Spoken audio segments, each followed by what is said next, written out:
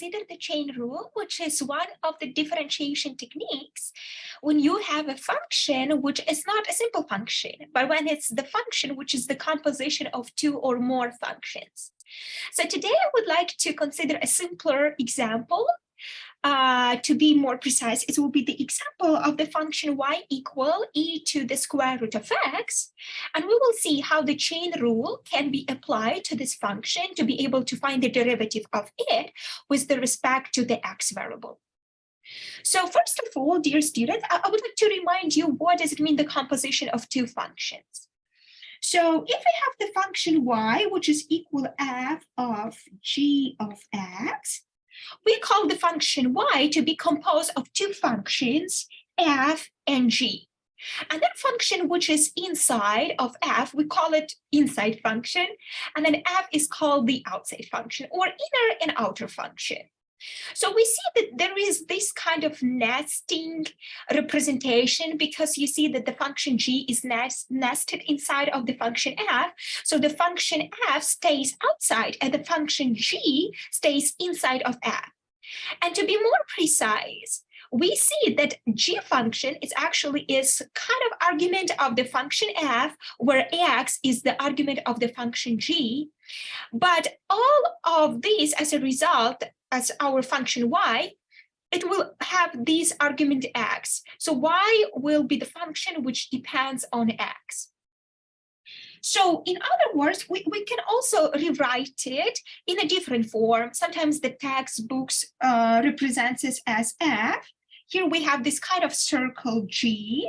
We take it into parentheses and then we write it here x as an argument.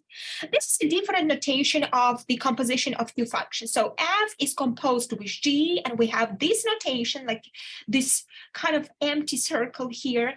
And then here in parentheses we have x, so we indicate what is the argument of this function, because f composed with g gives you just another function. And then here you have the argument for the function.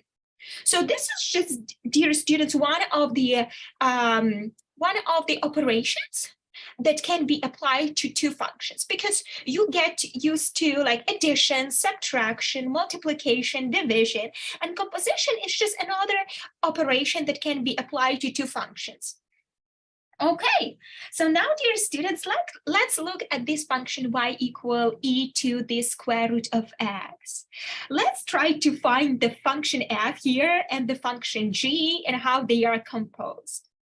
So here, dear students, we see that first we have this like exponential function here, and it immediately tells us that that exponential function will be the outer function. It will stay for function f.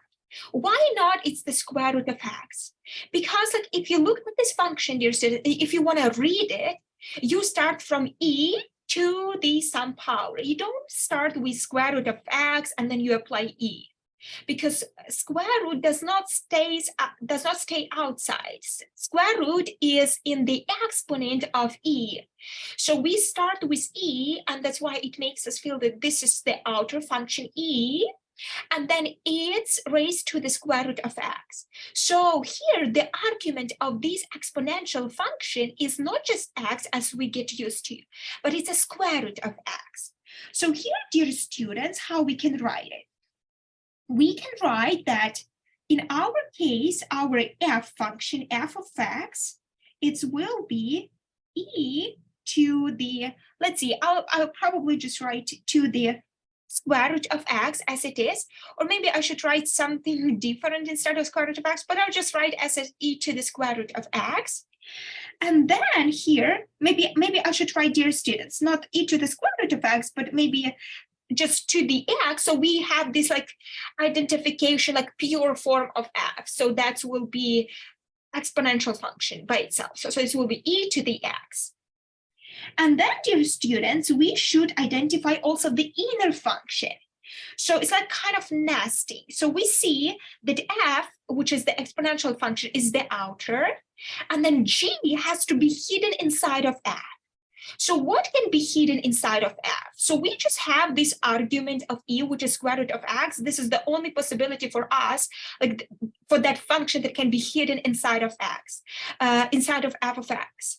And this function here is square root of x. So we can assume that this is exactly our inner function square root of x.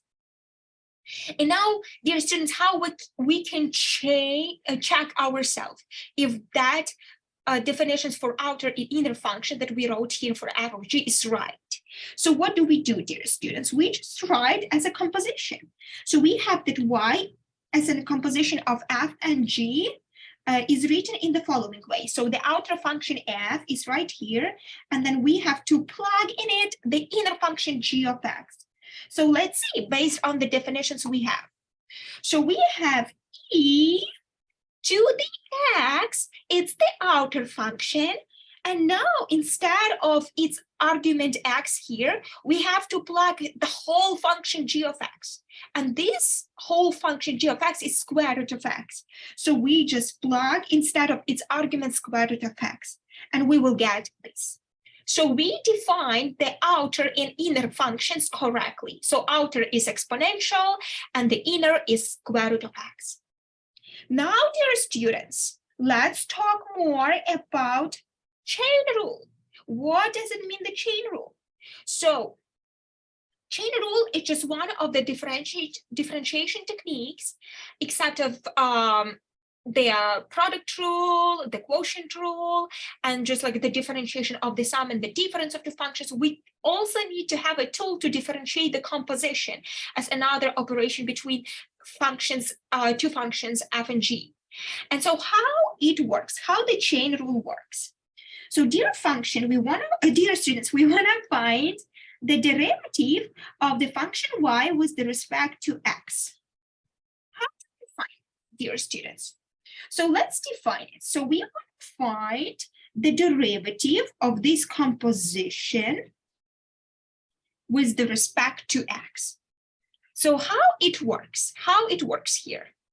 It works perfectly as a nested rule, dear students. It's very, very well defined. So first, we find the derivative of the outer function, which is f, and then we evaluate the derivative at its argument, which in this case is g of x. And then we multiply, dear students, by the derivative of the inner function. So it's just like a nesting rule. So dear students, we take the derivative of the outer function, evaluated at this inner function, and then we multiply by the derivative of the inner function. Multiply actually by its inner, by its argument, by the derivative of this argument actually. But we know that the derivative of x is just 1.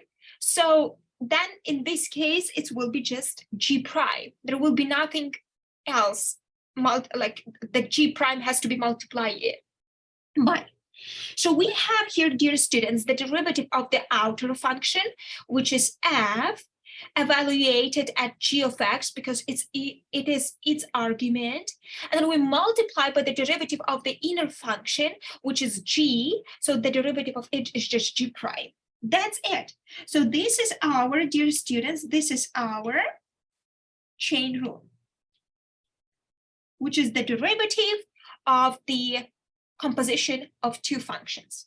Of course, this chain rule can be applied for the function which is composed not just of two functions, but 3 or 4. You will just have a little more multipliers or factors in this expression right here on the right-hand side. Okay, dear students, now let's see how it works exactly in this case, y equal e to the square root of x.